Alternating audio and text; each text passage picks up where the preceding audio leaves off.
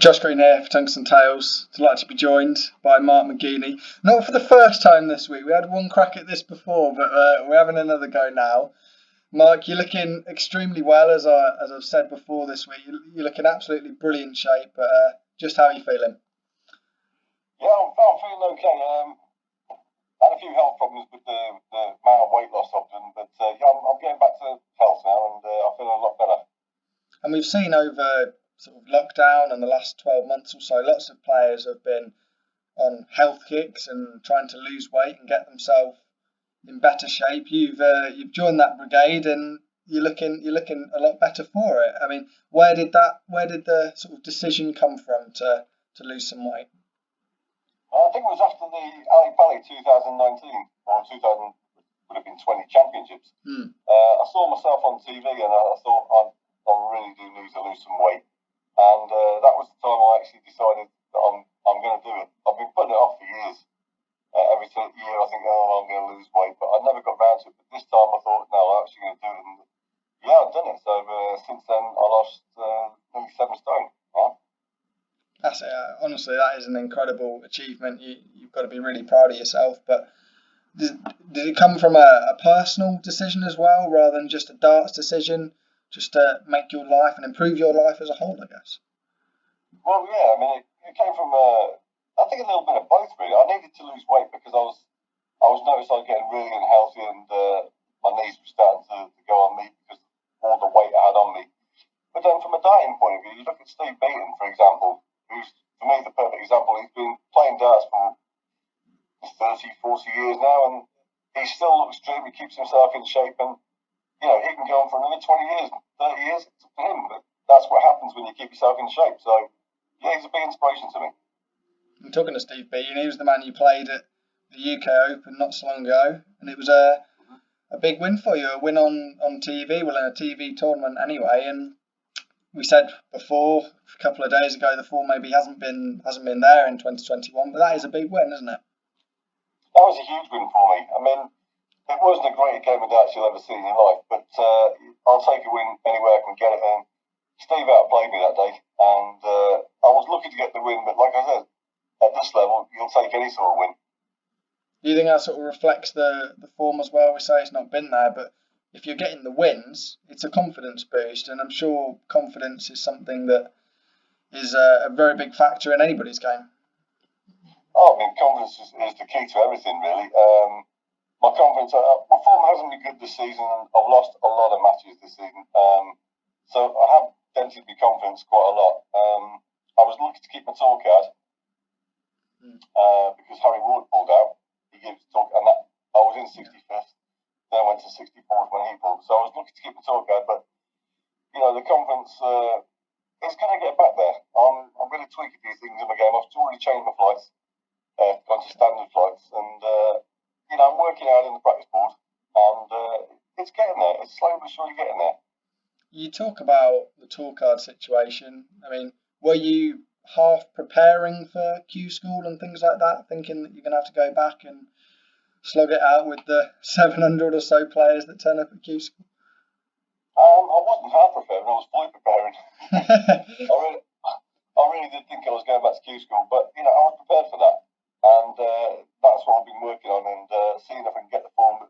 Last time I went to Q School, I got it on the second day outright. But trying to get into mentality, I know what Q School's about, and it is very, very difficult. And the standard this year was superb. So, but yeah, I was prepared for that. But when Harry pulled out, my mind sort of then focused on the season in hand and trying to get my game right for the 2021 season.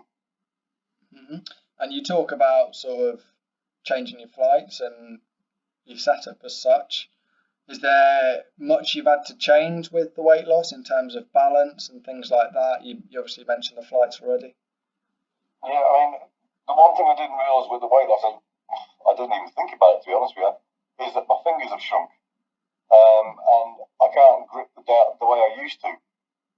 But it's just something I'm going to have to learn to adjust to. And I am learning. I'm learning different things about the game again, and I'm learning to play again. So, but it all takes away from it. I didn't think the way when I first lost the weight, I thought, it's not going to change me, but I couldn't believe how much it did. I mean, when Phil Taylor lost a load of weight, his game dipped to what it normally was, and I didn't even think about that when I was losing it. But yeah, it does change, and I'm not going to put the weight back on. So now I've got to learn to deal with it and work around it. Yeah, you talk about Phil Taylor obviously having to deal with that, and he came back and he threw some incredible darts throughout the many years he was on the stage. Do you think it's a case of getting used to it and getting used to sort of the new shape you're in and the new environment and everything that's changed so far? Yeah, definitely. It's going to be difficult, but that's what I've got to do. I've got to alert. Things aren't going to change. The standard's not going to get any easier. It's going to get harder, and so I've now got to adapt and adjust my body and my weight and my throw and my style of darts. And I'm doing that at the moment. Like I said, the flights were a big issue for me. They're great flights and they've served me well for many years, but now I've gone to standard flights and they seem to be a little bit easier to throw, and that's where I need a little bit of help. So, but I'm working hard, like I said, on the practice board, and they're going well in practice. I just wish I could take the practice form onto the match board, which is always a difficult thing to do. Yeah. And I haven't really talked to you throughout lockdown or for a while. I think it was probably Players Champs 2019. I spoke to you, Mark. I mean, it was a long time ago that was, when we were all at venues. But I mean, in terms of the lockdown, have you been one of the players that's been putting in the practice hours and trying to find the form on the board? At the start of lockdown, I was busy in the front garden and the back garden helping my partner Marie with the garden. I've got to get my priorities right. But when we started playing again and I noticed my form was dipping, then I sort of, excuse me, then I sort of really put the hours in on the practice board, and I decided that this is what I'm going to do.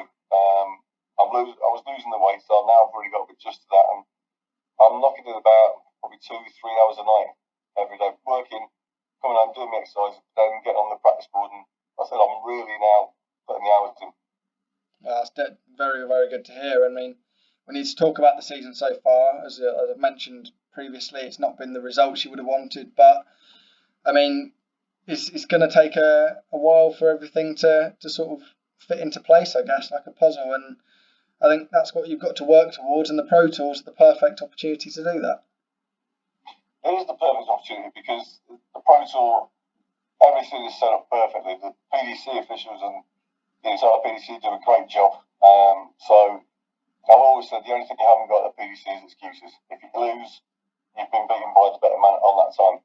So yeah, it's a perfect opportunity, but I've got to raise my game because, like I said before, these guys are getting better and better and better, and the standard now is scary. So I've got to match them, and with the practice I'm doing. You've only been on the tour a relatively short time compared to some of the players. How much have you noticed the change that you've just mentioned and the increase in standard?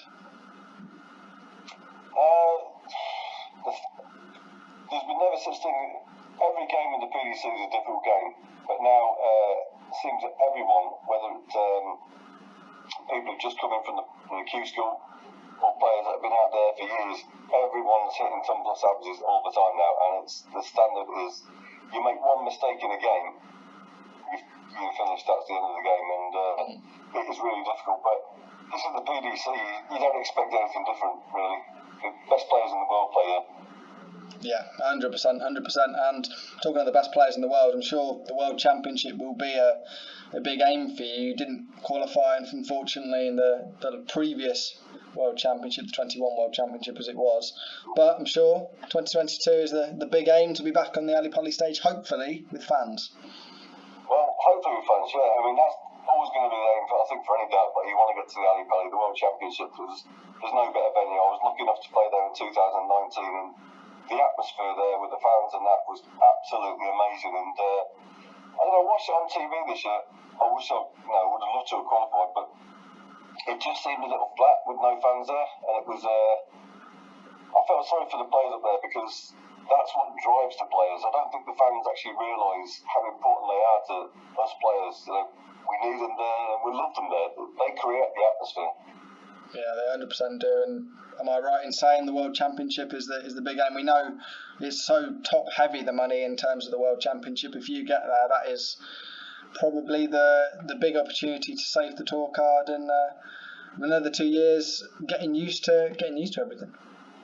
Yeah, I mean that's the aim. Get to the Ali Pally. I think that's everyone's aim. Definitely mine. I haven't had the best start to the season so far, but we're only at the start of the season, so there's plenty of points and money to play for, and I'm confident if I can get a run and get me confidence out, then I can make the Ali Pally, and anything else that comes along will be just a bonus. All right, brilliant. Well, thank you very much for your time, Mark, despite a fire alarm interruption. But really appreciate your time, and I'm sure we'll speak soon. We will do, mate. Thanks a lot. Really appreciate that.